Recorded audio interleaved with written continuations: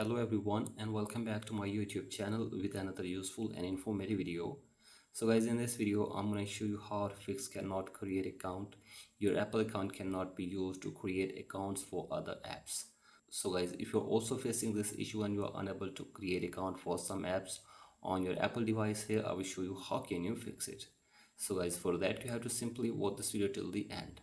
So guys, first of all, go back to your home screen and now open settings on your device and then go to your profile and then go to personal information, and from here tap on date of birth and check your date of birth and make sure that you are not under 13 on your Apple ID account.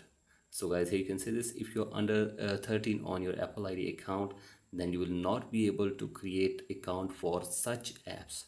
So guys, basically if you're under 13, then you will not be able to create account for some apps which are restricted for under 13 users.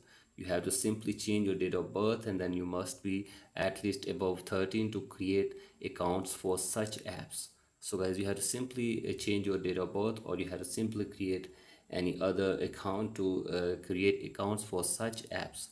So guys, basically you have to simply change your date of birth for your Apple account, or you have to simply create a new Apple ID to fix this issue on your Apple device to create accounts for any app.